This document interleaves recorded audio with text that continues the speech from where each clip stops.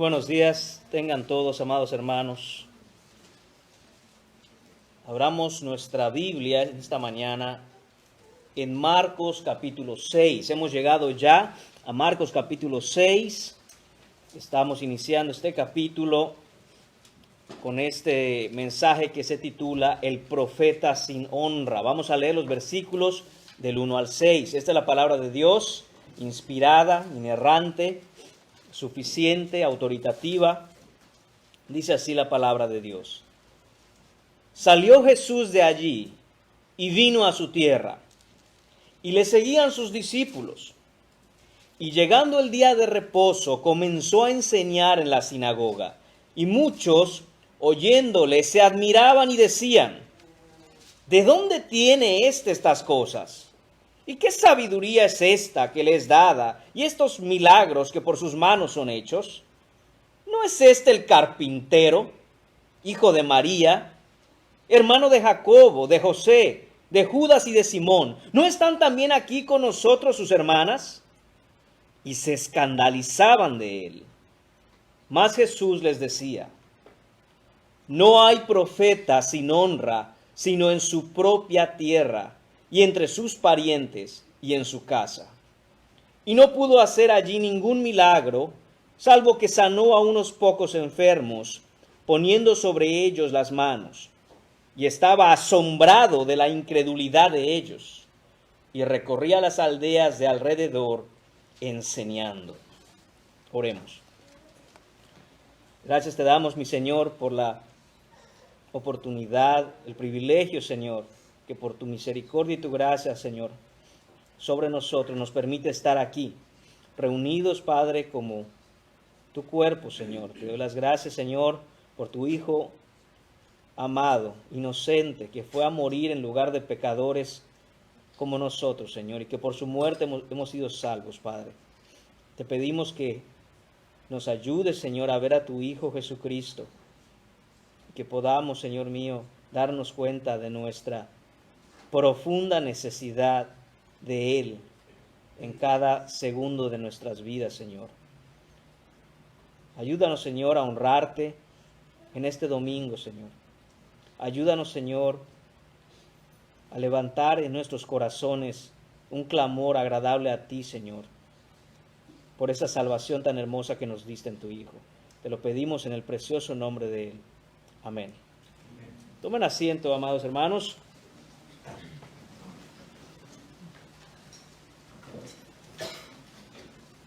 Debemos comenzar en esta mañana diciendo que no existe un privilegio más grande que conocer la verdad. Jesús dice: conoceréis la verdad y la verdad os hará libres. Hermanos míos, es la verdad y solo la verdad la que nos trae salvación. Jesús también dijo: yo soy el camino y la verdad y la vida. Solo en Cristo está nuestra salvación. No existe un privilegio más grande que conocer a Cristo. Sin la verdad, sin Cristo, sin salvación, entonces no hay vida.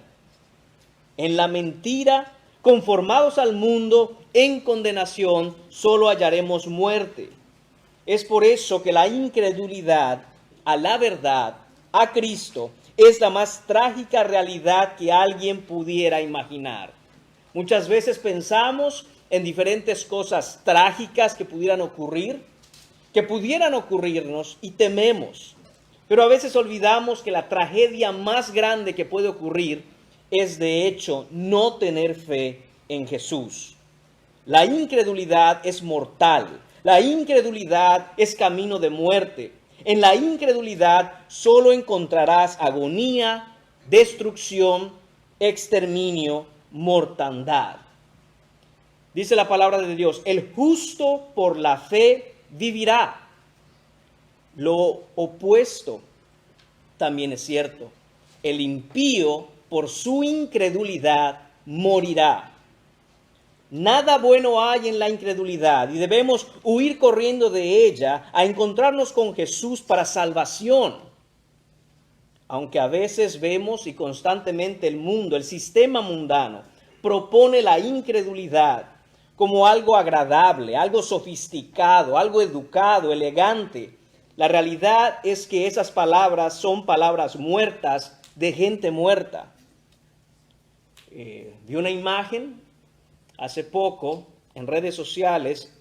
Para decir la verdad, yo no sé si es cierta o no, pero la comparto para probar un punto. Era un astronauta que estaba en órbita fuera de la estación espacial y se tomó una foto, una selfie. Sostenía un letrero que decía: no veo a ningún Dios aquí arriba. Lo que me gustó es lo que alguien le comentó. Le dijo: quítate el casco y lo vas a conocer. Hermanos míos, muchas veces se nos quiere hacer pensar que no tener fe es de hecho ser más inteligente o racional, pero nada hay más lejos de la verdad que eso. Ciertamente la falta de fe es mortal, es necio, pero quizá una de las peores formas de incredulidad es aquella que ha sido profundamente, de hecho, expuesta a la verdad. Eso es lo que expondremos por la gracia de Dios en esta mañana en el texto que tenemos delante de nosotros. Los que más estuvieron expuestos a la persona de Jesús fueron los que más profundamente le rechazamos, como veremos. Vamos a ver, hermanos míos, en el primer versículo de este capítulo, la llegada de Jesús a su tierra. Dice el texto: salió Jesús de allí y vino a su tierra, y le seguían sus discípulos. Cuando vemos que dice salió de allí, se refiere a Capernaum. Allí se refiere a la ciudad en donde Jesús ha pasado aproximadamente ya 2 años y en la que hasta ahora ha sido la base de operaciones del ministerio de Jesús. Ahí es donde descansa, ahí es donde come, ahí es donde reposa. Pero ha llegado el día de salir de Capernaum.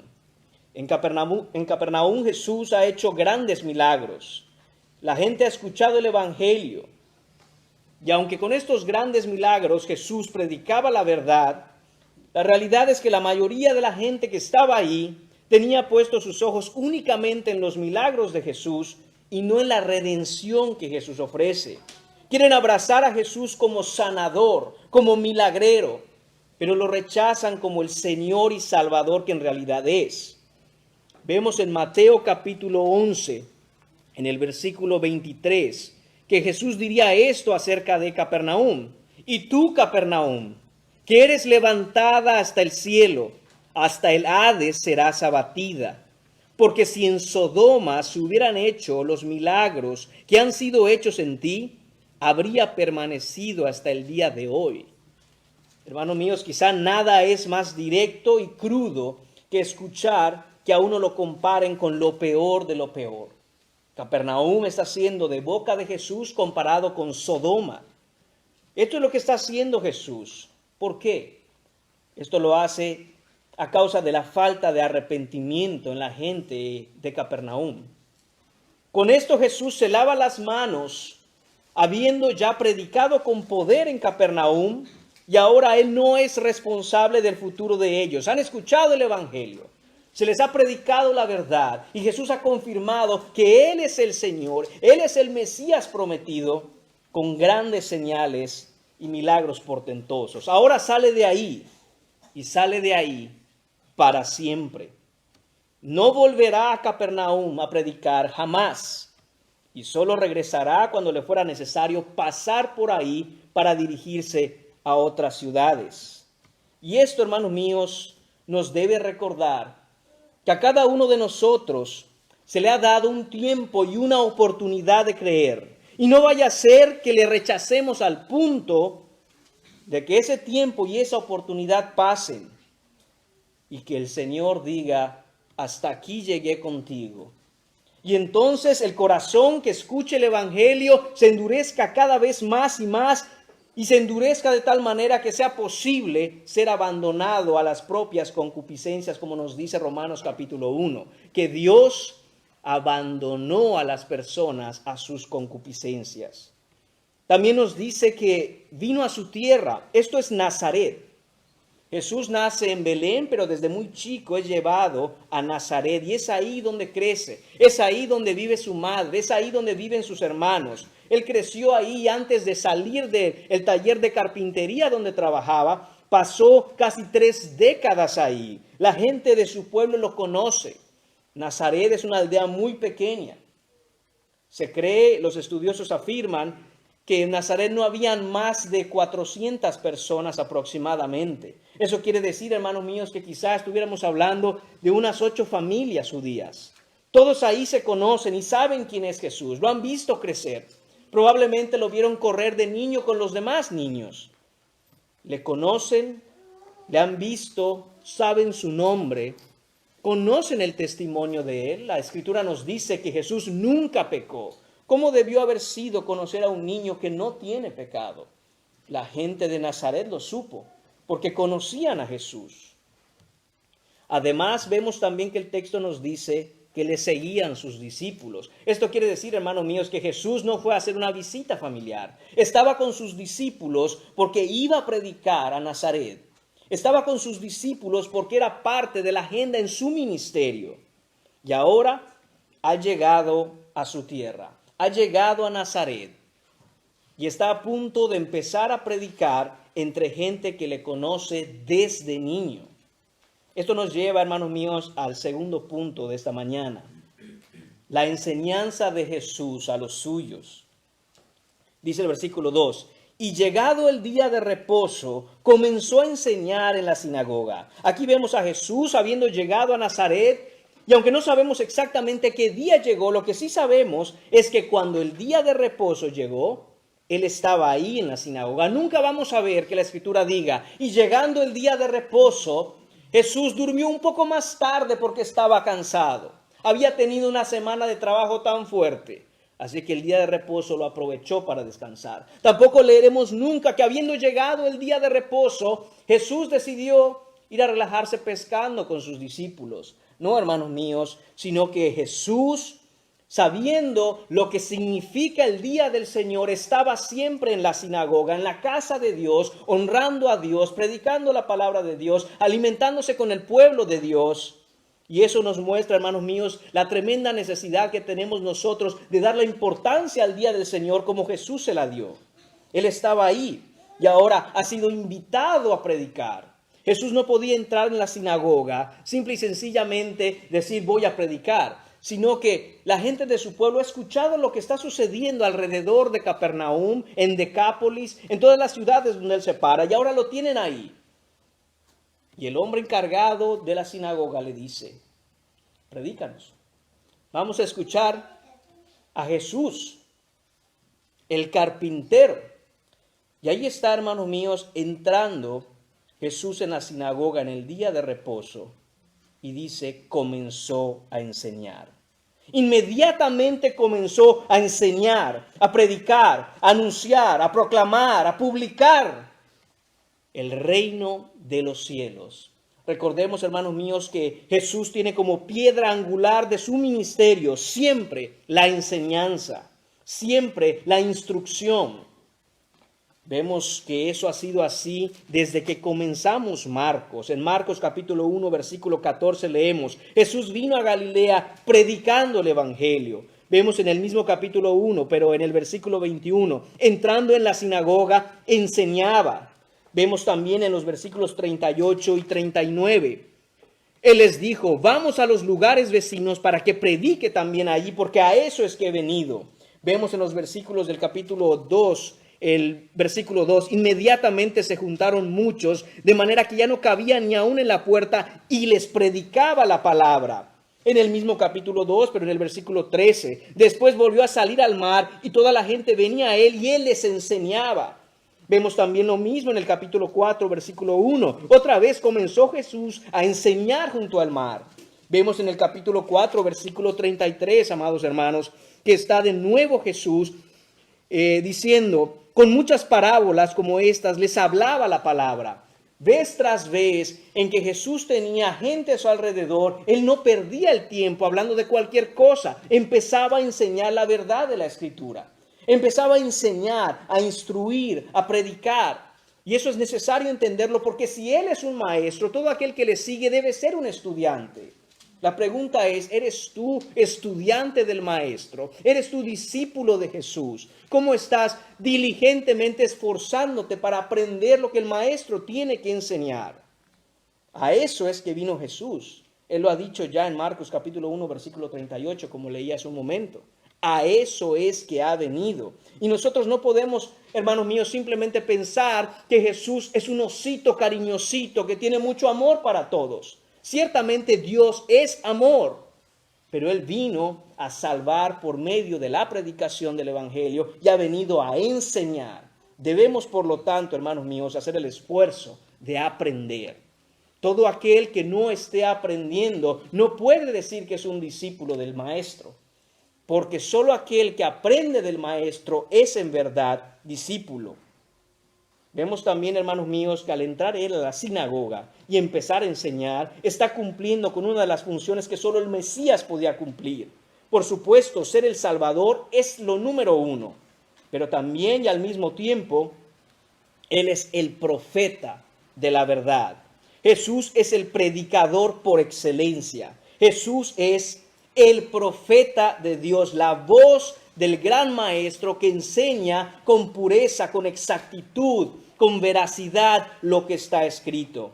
Y debemos tener en cuenta, hermanos míos, que siendo Él ese maestro que enseña con verdad, es a Él a quien debemos escuchar. No debemos buscar fuera de Él ninguna verdad, porque no hay fuera de Él verdad. Él es la verdad. Preguntémonos de nuevo, mis hermanos, ¿cómo estamos nosotros en nuestro aprendizaje de las enseñanzas de Jesucristo? ¿Cómo estamos nosotros escuchándole? ¿Cómo estamos nosotros siguiéndole? ¿Cómo estamos nosotros yendo a la Escritura, a su palabra, para aprender lo que Él ha venido a enseñarnos? Continúa el versículo diciendo, y muchos oyéndole se admiraban y decían, ¿de dónde tiene estas cosas? ¿Y qué sabiduría es esta que les dada? Y estos milagros que por sus manos son hechos. Miren cómo, hermanos míos, al oír la enseñanza de Jesús, una enseñanza con autoridad, provocativa, directa, incitante, sus oyentes se admiraban. En otras palabras, quedaban fascinados, maravillados, se asombraban, quedaban aturdidos, deslumbrados, sorprendidos por las palabras de Jesús.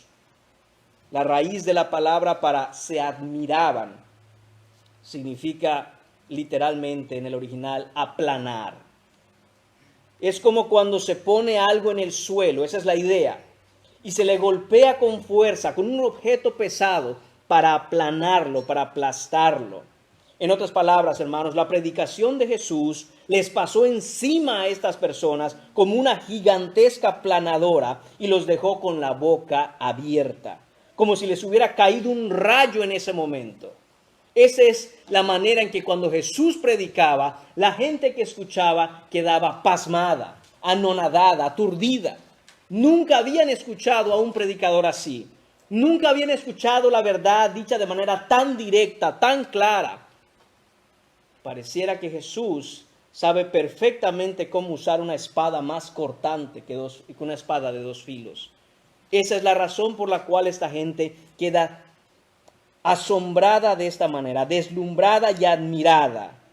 De hecho, hay una escena muy curiosa, siempre me ha llamado la atención esta escena. En Mateo capítulo 7, en el versículo 28, vemos una escena, hermanos míos, que es digna de Jesucristo y nada más de Jesucristo. Si nos vamos a Mateo, podrán ver, hermanos, en el capítulo 7,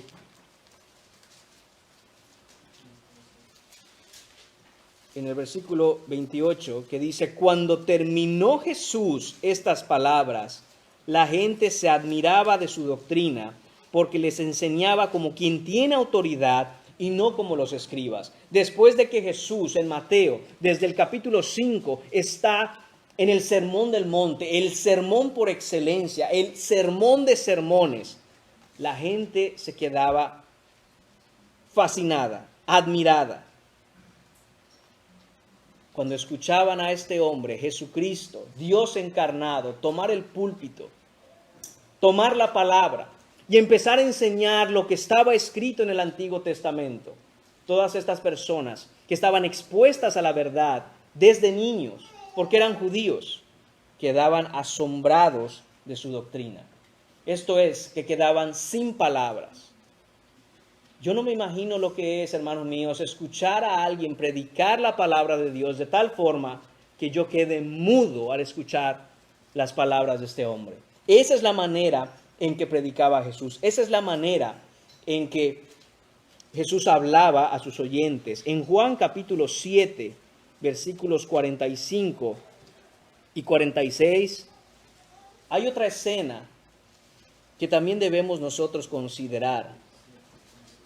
Juan capítulo 7, versículos 45 y 46. En esta ocasión, los fariseos envían a unos alguaciles a prender a Jesús, a atraparlo, a traerlo. Y dice que los alguaciles vinieron a los principales sacerdotes y a los fariseos, y estos les dijeron: ¿por qué no lo habéis traído? Imagine la escena. Jesucristo está en diferentes lugares predicando la palabra. Y estos sacerdotes, estos fariseos, le dicen a la guardia civil, a los policías, les dice a estos alguaciles: vayan, atrápenlo y tráiganlo. Y ahí se van estos hombres. Cuando regresan con las manos vacías, los sacerdotes preguntan: ¿por qué no lo habéis traído? ¿Dónde está? Noten la respuesta. Los alguaciles les respondieron: jamás hombre alguno ha hablado como este hombre. Ellos fueron a atrapar a Jesús y los atrapados fueron ellos, con las palabras del maestro al estar de pie predicando la palabra. ¿Usted se imagina que venga la policía a apresar a un hombre y este hombre está predicando y la policía diga: wow, nunca había yo escuchado a un hombre así, ya no lo vamos a arrestar? No, no podemos. Nunca un hombre ha hablado de esta manera. Nadie, hermanos míos, como Jesús, para enseñar la palabra de manera audaz, directa, enérgica, intrépida. Nadie como Jesús para abrir su boca y hablar lo que Dios habla, porque Él, siendo Dios, sabe exactamente cómo inspiró la Escritura. Ahora, hermanos míos, vamos a ver cómo responden a la enseñanza de Jesús los suyos. Esto es el punto número 3, la respuesta de los suyos a la enseñanza de Jesús. Esto va a ser la segunda parte del versículo 2. Y decían: ¿de dónde tiene estas cosas? Vamos a hacer un alto ahí. Y vamos a ver cómo está hablando esta gente. Esta gente que conoce a Jesús, esta gente que desde pequeño ha visto a Jesús, lo ha quizá probablemente tenido cerca, como dije. Son pocas las familias en Nazaret. Probablemente los mayores han tenido a sus hijos jugando con Jesús. Y los que jugaban con Jesús ahora son hombres y mujeres más o menos ahí, como por ahí de los 30 años, y le conocen. Dicen: Él es Jesús. Y están ahí en la sinagoga. Y están escuchando. Y también ahí va a estar la familia de Jesús escuchando la predicación. ¿Qué es lo que dicen? Dicen: ¿de dónde tiene estas cosas? Y quisiera que centremos nuestra mirada en la palabra este. Para la gente de su aldea, para la gente de Nazaret, Jesús no es el maestro. Jesús no es el rabí. Para la gente de su aldea, Jesús simplemente es este. Es una palabra que se usa para referirse a un cualquiera. Alguien que no tiene importancia. A uno más. ¿Qué tantas cosas habla este? Es la intención de la pregunta: ¿de dónde tiene estas cosas? Se admiraron de cómo Jesús empezó a predicar la palabra. Pero en un instante pasaron de la admiración a decir: un momento, si nosotros conocemos a este que está aquí, ¿de dónde saca tanta cosa este? Es una manera, hermanos míos, de referirse a Jesús con desprecio. Ellos no decían: wow, mira a Jesús, el maestro. Ellos decían: ¿de dónde saca tanta cosa al que todos conocemos? No sabiduría humana predicaba Jesús, por supuesto, y sin embargo ellos también dicen, ¿y qué sabiduría es esta? De nuevo, la palabra que debemos mirar es esta. Jesús seguramente con la palabra de Dios en la mano empezó a exponer la palabra, empezó a predicar el evangelio, y sin embargo la gente de ahí no admite o reconoce que esta es la verdad de la palabra de Dios. Y dice, ¿qué sabiduría es esta? Como diciendo, hablando una sabiduría que a saber de dónde se la saca.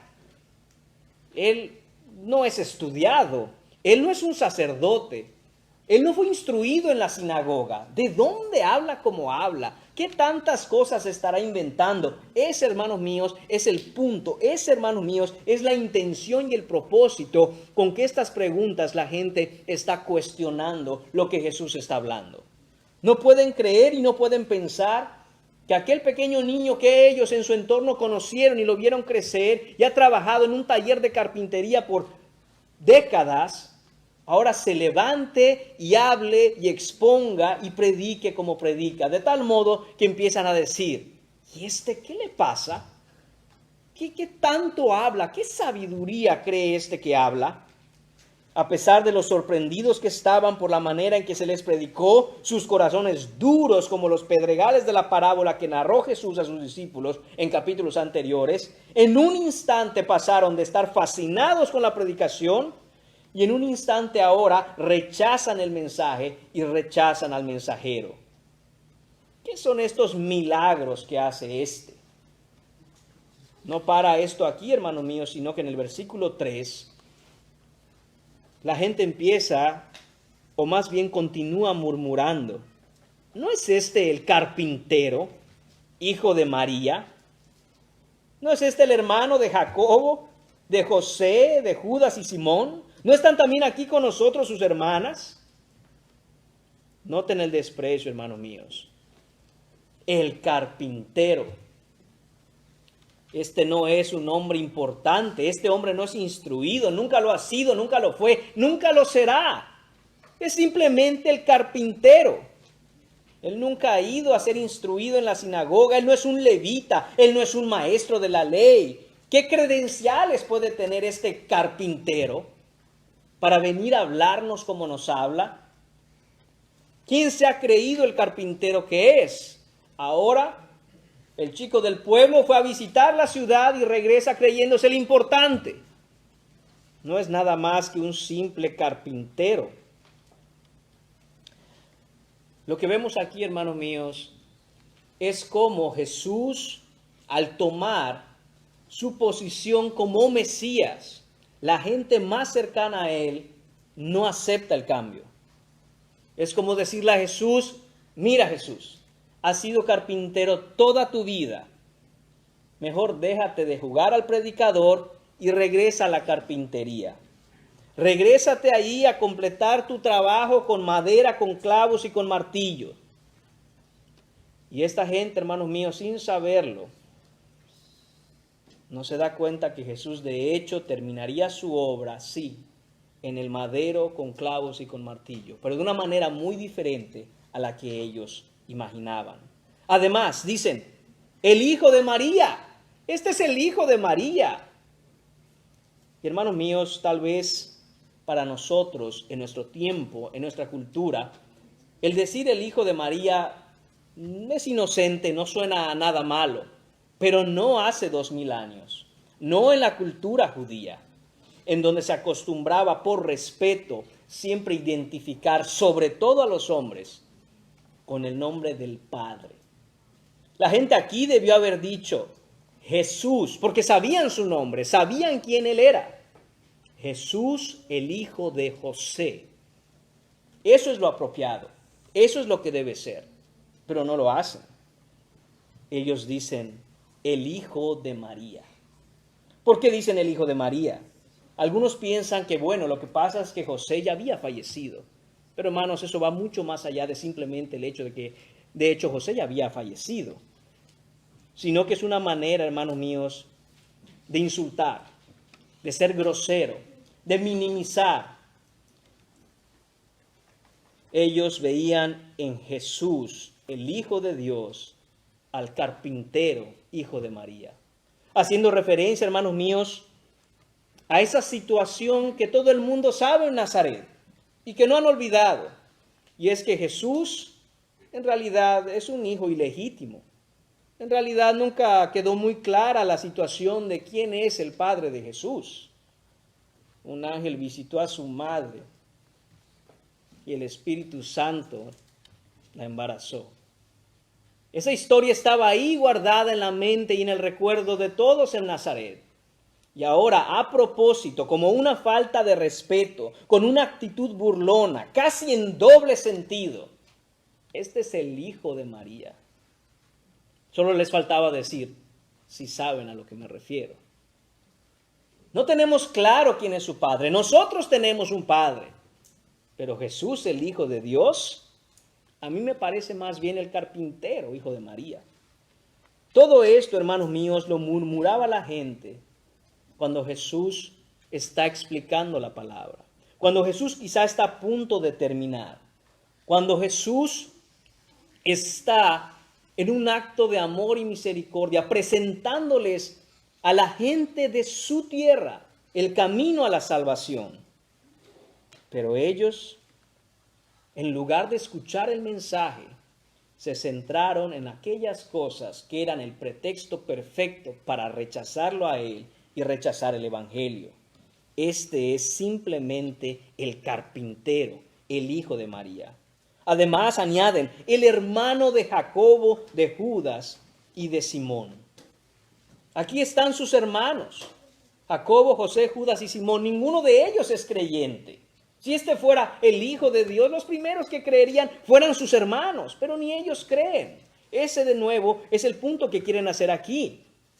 Jacobo, también llamado Santiago. En este punto Jacobo es un inconverso. Él no cree en Jesucristo, no cree en su hermano como el Mesías, como el Salvador. Sin embargo, más adelante él creería. Y de hecho tenemos la carta a Santiago en nuestra Biblia. Y es Jacobo, es Santiago. Está también José, del cual no tenemos mucho conocimiento. Judas también escribiría la carta que está antes de Apocalipsis, la carta de Judas. Pero en este momento es inconverso. Tenemos a Simón, un hombre muy común en la cultura judía. Tampoco tenemos información acerca de él, pero ahí están. Y el punto que hace la gente es, ni sus hermanos creen en él. ¿Cómo cree Jesús? ¿Cómo cree el carpintero que nosotros le vamos a creer? Dice también, ¿no están también aquí con nosotros sus hermanas? Aquí están con nosotros. Jesús tenía hermanas, no sabemos cuántas, no son enumeradas aquí, pero por lo menos podemos afirmar con certeza que Jesús tuvo 6 hermanos y hermanas, por lo menos, porque se mencionan 4 y dice hermanas, entonces quiere decir que eran por lo menos 2.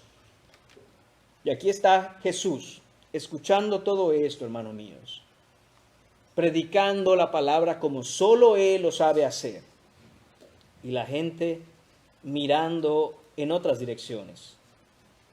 Cuando pregunta esta gente, ¿no están también aquí con nosotros sus hermanas, sus hermanos? No se refiere simplemente a que están ahí físicamente, presencialmente, ahí con ellos, en la sinagoga, sino también en el sentido de que están con nosotros en nuestro sentir y en nuestra incredulidad de que, hombre, este es el carpintero, hijo de María. Recordemos, hermanos míos, que en capítulos pasados hemos visto también que la Biblia dice que ni sus hermanos creían en él. Y a eso se refiere eso. Ellos están con nosotros, ellos están de nuestro lado. Si alguien conoce a Jesús, aún mejor que nosotros, son su propia familia. Y si él estuviera diciendo la verdad, su familia creería. Ellos se sienten, hermanos míos, con la total certeza de que por muy increíblemente que este Jesús predique el Evangelio o predique la Biblia o hable de las cosas de la vida eterna, no deja de ser simplemente el carpintero, hijo de María. La realidad, hermanos míos, es que todo el ataque contra la persona de Jesús era solo el pretexto para no admitir que lo que les irritaba no era tanto Jesús, sino el mensaje que predicó Jesús, porque a Jesús lo habían tenido antes. Por eso termina este versículo diciendo, se escandalizaban de él. Note la progresión, se admiraban, pasó la admiración y el asombro, se cuestionaban, como convenciéndose a sí mismos. De nuevo, este es el carpintero, a un punto en donde la dureza de sus corazones llega al punto del escándalo. Dice, se escandalizaban de él. Esto es así, hermanos míos. Se molestaban, se irritaban, les enfurecía que Jesús les dijera lo que les está diciendo. Al momento en que Jesús predica la verdad, al momento en que Jesús señala la condición pecaminosa, bajo condenación, de todos aquellos que no han escuchado el Evangelio y no han venido a creer en Él para salvación, hay una molestia, una incomodidad. Irrita el interior escuchar que alguien le digas, eres pecador y necesitas arrepentirte, necesitas un Salvador y solo la fe en Jesucristo puede salvarte. Y así muchos hoy día, hasta la fecha, se incomodan y se irritan cuando se abre la Biblia y se les dice, esto es lo que está escrito. Y encuentran pretextos para rechazar el mensaje, pero aún con todos los pretextos que puedan poner, nunca podrán borrar o cambiar lo que Dios ha puesto en la Escritura. Y muchos prefieren creer mentiras antes de creer la verdad que está en la Biblia. Muchos aquellos que no han creído, que no han venido a depositar su confianza completa en Jesucristo, se irritan cuando se les señala de hecho su falta de fe, su incredulidad, la irreverencia de este mal llamado incredulidad que los va a llevar a la muerte. Y si tú estás aquí en esta mañana o estás escuchando este mensaje y no has puesto tu fe en Jesús, déjame decirte que es necesario que nazcas de nuevo. Es necesario que vengas para que Jesús te salve. No te puedes salvar a ti mismo. No te puedes salvar a ti misma. Y la verdad, hermanos míos y amigos míos, es que yo no voy a decir como algunos dicen, mira, no te lo tomes personal. No es nada contra ti. No. De hecho, voy a decir justo lo opuesto. Tómatelo absolutamente personal. Este mensaje y estas palabras son para ti. Si no vienes a Cristo en arrepentimiento y fe a creer lo que está escrito, no importa qué te hayan dicho, no importa qué hayas hecho, no importa qué buenas obras realices, no hay salvación fuera de Él. Arrepiéntete y ven a Cristo para encontrar salvación. Solo Cristo. Absolutamente Cristo y solo Cristo puede salvar. Así que esto es para ti. Este mensaje que Jesús predicó no lo tenemos por escrito. Lo que sí sabemos es que la gente ahí se escandalizó de Jesús. Cuando Jesús hablaba, cuando Jesús predicaba, cuando Jesús exponía el texto, nadie quedaba indiferente. O le amaban y le buscaban y le seguían, o lo rechazaban y le odiaban. Y es necesario que nosotros pensemos muy bien en qué ocurre en nuestro corazón, en nuestro interior, cuando se abre la palabra de Dios y se te dice lo que está ahí escrito. Estas palabras son la invitación que te hago en nombre de Jesucristo, a que vengas a la Biblia y veas con tus propios ojos la verdad. No importa qué se diga y no importa quién lo diga. Cuando Jesús habla, esa es la verdad. Y todo aquel que se atreve a cambiar las palabras de Jesús, las tuerza, las modifique, las use a su beneficio, dará cuentas el día del juicio por haberlo hecho. Y no podrás decir como pretexto, como para aliviar tu condenación, es que a mí se me dijo esto, es que a mí me enseñaron aquello, es que toda mi familia creía así, es que tal persona dijo aquello. Tienes que ir a la Biblia a ver lo que dice con tus propios ojos y venir a creer lo que está escrito y lo que el Señor inspiró por el poder de su Espíritu Santo. Esa es la realidad a la que todos debemos llegar. Amados hermanos, amigos míos, es en la Biblia que encontramos lo que Jesús ha dicho. Vamos a ver ahora, hermanos, la respuesta de Jesús a la incredulidad. Versículo 4. Mas Jesús les decía: no hay profeta sin honra, sino en su propia tierra, y entre sus parientes, y en su casa.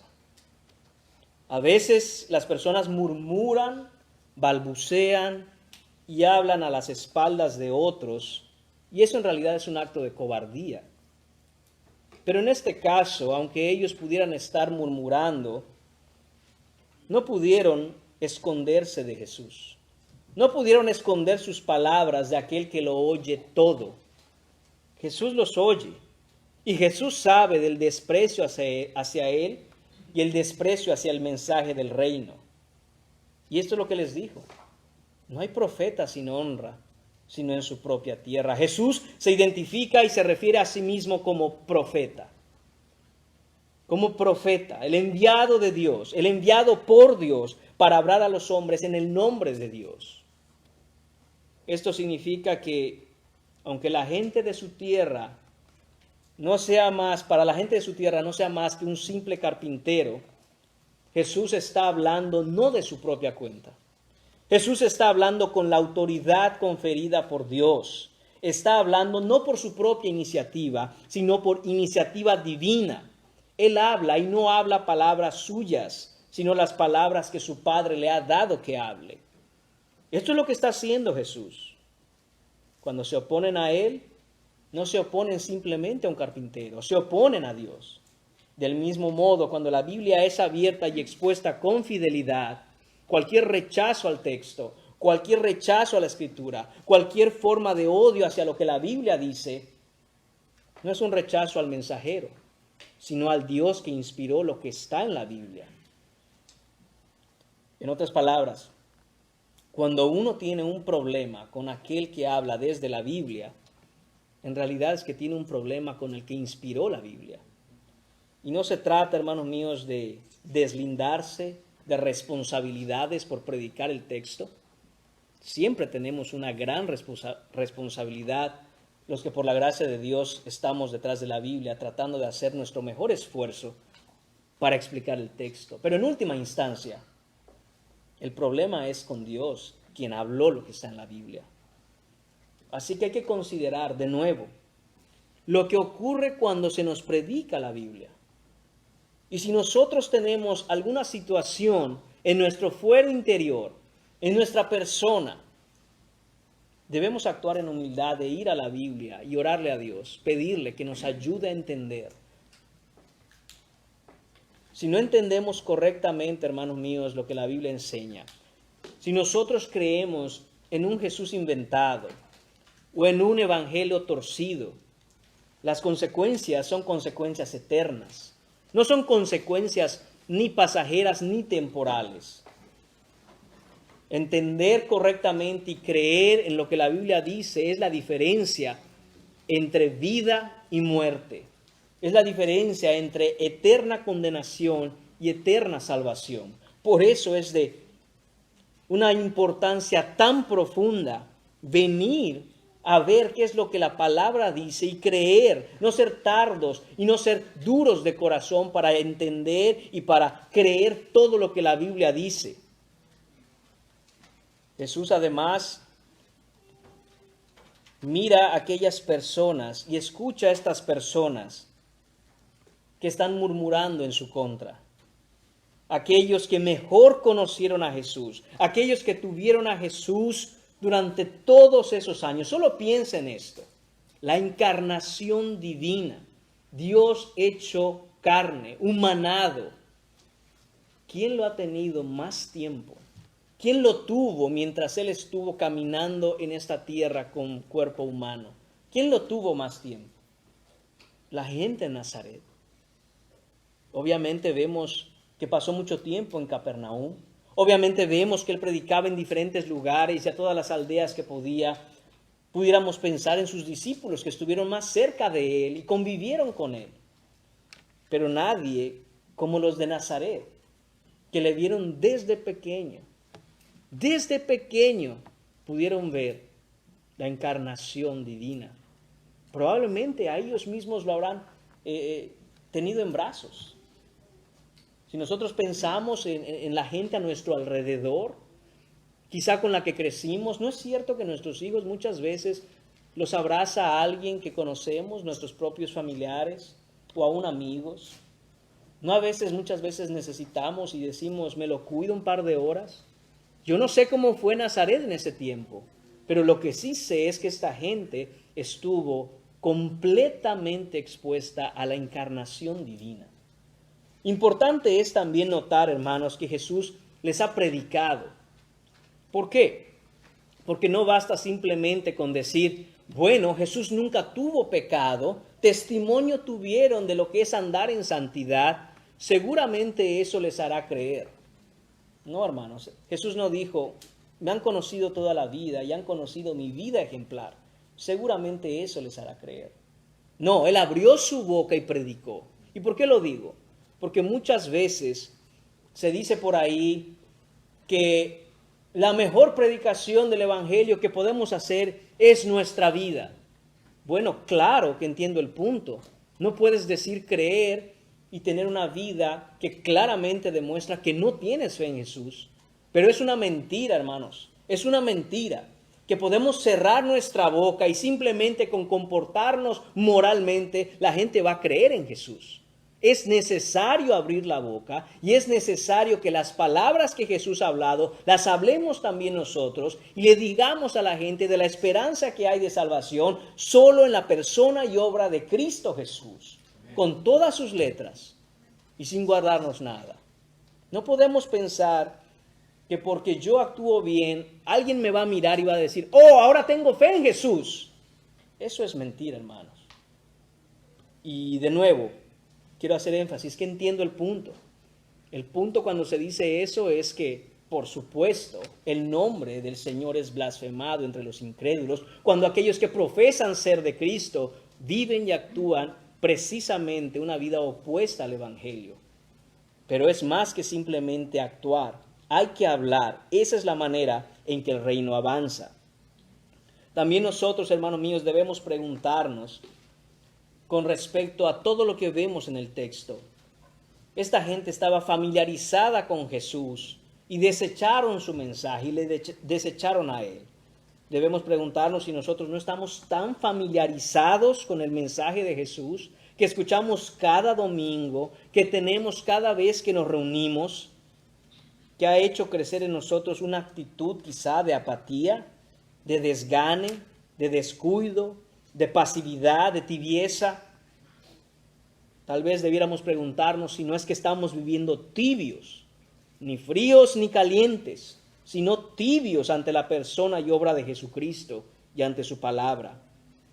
Esta gente conocía a Jesús, pero Él no significaba absolutamente nada para ellos. Ellos solo lo veían como el carpintero, hijo de María. Y la verdad es que podemos decir muchas veces que porque estamos en la iglesia o venimos los domingos a escuchar la predicación o aun que leemos nuestra Biblia en casa, que somos conocedores de Jesús y que le seguimos. Y muy a menudo se pone ese argumento. Pero yo soy creyente, yo llego a la iglesia, yo leo la palabra, yo hasta me sé varios versículos. Hermanos míos, saber los versículos es bueno. Pero solo recuerde que Satanás citó los versículos a Jesús en el desierto y eso no significa que él sea creyente. Lo que tenemos que pensar, hermanos míos, es quién es Jesús y si reconocemos en nuestro corazón que tenemos una pasión como ninguna otra por Él. Dios, el Hijo, Jesucristo, Dios encarnado, nuestro Salvador, el Redentor, el Mesías, el Todopoderoso, el Hijo de María, para algunos, debe ser el Señor Rey de Reyes, que gobierna el universo con poder y autoridad para todo creyente. ¿Qué posición tiene Jesús en tu vida? ¿Es el carpintero, hijo de María? ¿Un carpintero alegre, dulce y sabio? ¿O es el Rey de Reyes y Señor de Señores a quien tenemos que dar cuentas?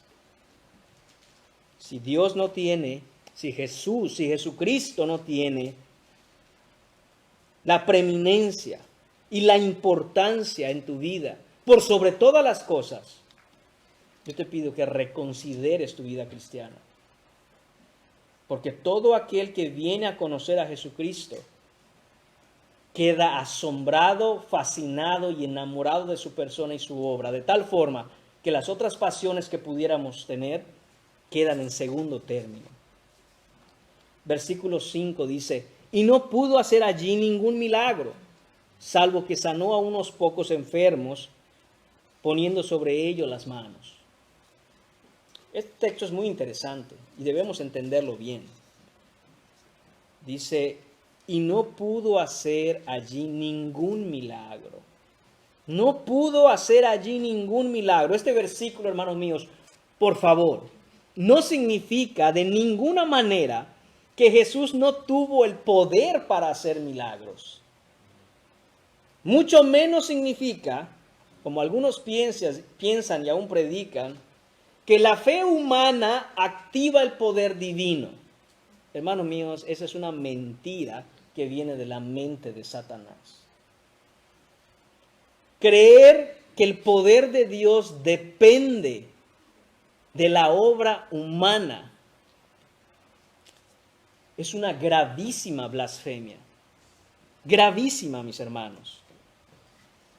Dios es independiente, autoexistente, autosuficiente y no necesita de nada ni de nadie, ni de su creación, ni de sus criaturas para ser quien Él es. Él es el Todopoderoso y también es inmutable, lo que quiere decir que Él nunca cambia. Todos los ángeles que le alaban en gloria, absolutamente todos, podrían haberse rebelado en su contra. Y aún así los cielos cuentan la gloria de Dios y el firmamento anuncia la obra de sus manos. Todos los seres humanos que han existido y que existirán, absolutamente todos en este planeta, podrían rechazar a Cristo y nunca confesar su nombre. Y aún así, si ellos callaran, las piedras del camino clamarían por la presencia de su Creador. No hay una conexión de dependencia entre cuánta fe tengo yo y cuánto poder tiene Jesús. De hecho, la fe que tengo es solo porque Él es el Todopoderoso. De otra manera, no podría ni siquiera yo tener la fe que tengo, puesto que la fe no es de nosotros, sino que Él es quien la otorga. Entonces, mis hermanos, si esto no significa que Jesús no tuvo el poder para hacer milagros, ¿qué significa entonces? Porque claramente dice, Él no pudo hacer milagros allí. Bueno, esto quiere decir que Jesús decidió no hacer milagros allí. Él decidió no hacerlos. Pero hermano, ahí dice no pudo. No lo cambie. Ahí dice no pudo. Porque ahora está diciendo que Él lo decidió. Bien, hermanos. Él ha decidido esto y lo ha expresado con el no pudo debido a que allí la incredulidad de ellos está en contra del carácter santo de Jesús. Y fue tan grande y tan profundo que Jesús los deja en su rechazo. Este no poder, este no pudo, no es el no poder de un paralítico que dice no puedo caminar. Si una persona ha sufrido un accidente y está en silla de ruedas sin poder caminar y él dice no puedo caminar, es que él no puede, no tiene las habilidades, no tiene las piernas propiamente para hacerlo, está imposibilitado. No es este no puedo que está diciendo Jesús. Este no poder tampoco es el no poder de aquel hombre que está esperando en la fila del banco y dice, ya se me hizo muy tarde, no puedo esperar más, tengo que irme y se va. No es ese poder, porque el hombre que está esperando llega un momento en que por las circunstancias externas a él, le impiden, le imposibilitan seguir esperando y dice, no puedo esperar más, tengo que irme. Pero no es este el no puedo que está hablando Jesús. No hay ninguna circunstancia a su alrededor que a él lo limite para no poder hacer algo. Este no poder tampoco es el puedo. De aquel niño que le pide a su padre o a su madre, ¿puedo salir a jugar? Y su padre le dice, no. Y el niño está adentro. Y le dicen, ¿por qué no sales a jugar? Es que no puedo. No, no es este no puedo que Jesús está diciendo aquí. Porque Él no necesita permiso de nadie para obrar. Este no poder, el no puedo, es el no puedo de aquel que ha sido agraviado u ofendido por alguien y dice, yo no puedo tener cerca a esa persona. Yo no puedo hablar con él. Yo no puedo mirarlo a la cara. Me ha ofendido de tal manera que simplemente no puedo tenerlo cerca. ¿Cómo que no puedes hablar con él? ¿Quiere decir que eres mudo, que no hay palabras en tu boca? No, no a eso me refiero, te va a decir ese hombre. Claro que puedo. Quiero decir que no quiero hablar con él. No puedo, simplemente no puedo. No puedo estar cerca de él. ¿Quiere decir que hay un abismo entre ustedes dos o él está al otro lado del planeta y no puedes estar con él? No, él puede estar al lado de mí, pero te estoy diciendo que yo no puedo tenerlo cerca. Así Jesús dice, no puedo hacer milagros aquí. ¿Por qué, Jesús? ¿No tienes el poder? ¿No tienes permiso? ¿No tienes la ocasión? Jesús, hermanos míos, tiene el poder, no necesita permiso y ocasiones no le hacen falta para obrar milagros. Mas el grado de ofensa, el nivel tan grave de escarnio, de burla, de grosería, es tan grave que Jesús dice, yo no puedo hacer milagros aquí. Su carácter, quien Él es un ataque a su carácter, lo que ellos están haciendo. Tan grave que si Jesús hiciera milagros, si Jesús de hecho decidiera hacerlos, nos cuestionaríamos, ¿quién es Jesús entonces? Porque ante un escarnio, ante una burla, ante una ofensa de esta magnitud al Dios del universo, la respuesta natural del Dios Santo es rechazo. Y es por eso es que dice Jesús, no puedo. La incredulidad que se ve en Nazaret es tan grave, es tan grande, es tan profunda, que es un olor a muerte. Y es lo que es la incredulidad, hermanos, delante de Dios. Por otro lado, las oraciones de los creyentes, como nos dice Apocalipsis capítulo 8, versículo 4, son incienso que sube hasta el altar del Señor. Yo no sé, ni nadie puede saber lo que Jesús está experimentando al estar predicando como predicó y escuchar lo que la gente está diciendo. Lo que sí sabemos es que Jesús dijo, yo no puedo hacer milagros aquí. Yo no quiero hacer milagros aquí. Yo no voy a hacer milagros aquí. Así de grande llegó su incredulidad. Y eso lo confirma el versículo 6. Y dice el texto, estaba asombrado de la incredulidad de ellos. Estaba asombrado. Imagínense, hermanos míos, él empieza a predicar como predica Jesús y la gente está asombrada. Termina de predicar y el asombrado es Jesús. ¿Por qué? Después de esto ustedes no creen. Después de lo que saben acerca de mí, lo que les acabo de decir, todavía no creen. Está asombrado Jesús. Y pareciera algo sencillo decir que Jesús está asombrado, pero piénselo, hermanos. Jesús está asombrado. De hecho, solo se registra en el texto bíblico 2 ocasiones en las que Jesús se asombraría o se maravillaría por algo. ¿Qué se requiere para asombrar a Jesús? Un corazón durísimo como los que tiene la gente de Nazaret. ¿Y qué otra cosa? Bueno, ambos casos se dan en el mismo contexto y el contexto es la fe. Si me acompañan a Marcos capítulo 8, Mateo, hermanos, capítulo 8. En Mateo capítulo 8, versículos del 5 al 10, vemos otra ocasión en la que Jesús se asombró, se maravilló. Dice, entrando Jesús en Capernaum, Vino a él un centurión rogándole y diciéndole: Señor, mi criado está postrado en casa, paralítico, gravemente atormentado. Y Jesús le dijo: yo iré y le sanaré. Respondió el centurión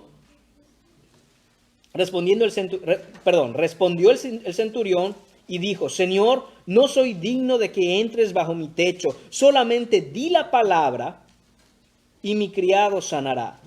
Porque también yo soy hombre bajo autoridad y tengo bajo mis órdenes soldados, y digo a este: ve y va, y al otro: ven y viene, y mi siervo hace esto y lo hace. Al oírlo Jesús se maravilló y dijo a los que le seguían: de cierto os digo que ni aun en Israel he hallado tanta fe. Ahí está la otra ocasión en que Jesús se maravilló por algo. Ambos casos son dos extremos opuestos. Dice: nunca vi tanta fe. Nunca vi tanta fe. Y en el texto de esta mañana Jesús está asombrado. Nunca vi tal incredulidad. Nunca vi una incredulidad como la de esta gente. No se registra, hermanos míos, que Jesús se haya asombrado por ninguna otra cosa en todo el tiempo que estuvo encarnado y estuvo en esta tierra humanado. Más que esas dos ocasiones. La fe de un centurión romano, que no solo le dice: yo sé que tú puedes decir la palabra y va a suceder, sino que hasta le explica: y yo sé por qué. Y lo sé porque, mira, yo soy hombre que tiene autoridad sobre otras personas y lo que yo digo se hace. ¿Cuánto más no tú, que eres la autoridad máxima, el rey del universo, puede hablar y lo que tú digas se cumple? Jesús se quedó: wow. Y de un centurión romano, qué impresionante.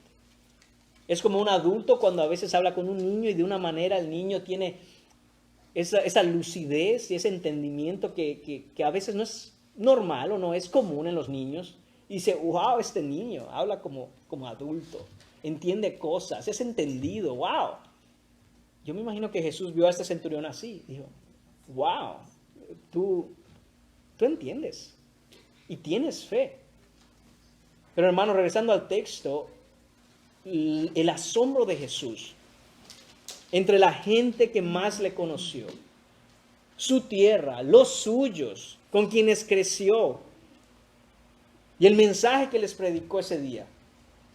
Dice: y se ponen a murmurar de que si yo soy el carpintero, de que si quiénes son mis hermanos o mis hermanas, de que si soy hijo o no, sí, de María o de quién. En vez de poner su atención en lo que les estoy diciendo, en vez de darse cuenta que toda mi vida testifica que les hablo la verdad, Jesús se maravilló, se asombró de la incredulidad. No es bueno que Jesús se asombre por algo tan negativo. Este versículo, hermanos míos, nos deja ver la profunda falta de fe en la gente que más conocía a Jesús. Ellos eligieron irracionalmente rechazar a Dios en ofensa, en burla. Debemos preguntarnos, hermanos, nosotros que hemos estado, y creo que la mayoría que estamos aquí, hemos sido expuestos a la verdad del Evangelio. ¿Hasta cuándo los que no han creído creerán? ¿Hasta cuándo vas a escuchar una y otra vez la verdad de la Escritura y vas a decir: no, hoy no, otro día será? Otro día será. ¿Hasta cuándo, hermanos míos y amigos míos, estaremos imitando lo que hicieron estas personas que más conocían a Jesús en Nazaret? Muchos han crecido, quizás desde la infancia, en un hogar cristiano, o expuestos a la verdad de la Escritura, a la verdad del Evangelio. Y han aprendido. Y dicen: yo conozco a Jesús. La pregunta no es si lo conoces, la pregunta es si Él te conoce a ti. Porque recordemos que Él dice: en aquel día me dirán: Señor, Señor. Y me dirán: no hicimos esto, e hicimos esto, e hicimos esto en tu nombre. Y yo les diré: apartados de mí, hacedores de maldad, yo nunca los conocí a ustedes. Hermano mío, yo conozco a mucha gente famosa, solo que ellos no me conocen a mí. Pero yo los conozco, si los veo les digo, miren, ese es tal.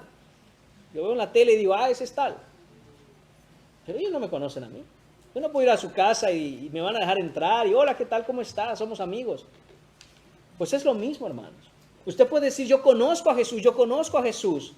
Tienes una relación viva, dinámica, activa, real con Jesús. Te conoce a ti o no. Y no seamos tardos como la gente en Nazaret para fijar nuestros ojos y nuestros oídos en cualquier otra cosa que no es importante, sino centrémonos en lo que es importante, y este es el conocimiento de la verdad y nuestra fe en que Él es el Salvador. Termina este texto y para cerrar el mensaje dice, y recorría las aldeas de alrededor enseñando. Jesús se va de allí, sale de allí, se va a las aldeas de alrededor, a todas las aldeas de alrededor de hecho, y continúa su ministerio, como siempre lo ha hecho, enseñando, enseñando, enseñando. ¿Qué aldea eres tú? ¿Eres alguna de las aldeas de alrededor en donde recibe a Jesús y quiere su enseñanza? En donde Jesús de manera activa, vivaz, quiere ir y va y les predica y les enseña. ¿Está la aldea de tu corazón recibiendo su enseñanza? ¿O eres Nazaret? ¿O eres Nazaret con un corazón duro que aunque Jesús ha estado ahí, no recibe su enseñanza ni vienes en fe a Él? Sino más bien cuestionas todo excepto lo que debes cuestionar. Y lo que debes cuestionar es ¿qué va a pasar el día que Dios te llame a cuentas? Esa es la pregunta que debes hacer. ¿Qué vas a hacer en la eternidad? Pregúntatelo. ¿Qué vas a hacer en la eternidad? No te preguntes si hay una eternidad. No te preguntes si es que hay una vida eterna. La hay. La Biblia es clara al respecto. Dios no tartamudeó al decir hay vida eterna. Dios ha puesto eternidad en el corazón de los hombres. Los creó para la eternidad. La pregunta es, ¿en dónde vas a pasar la eternidad? Para cerrar, hermanos míos, algunas cosas que debemos aprender. Primero, para los que son creyentes.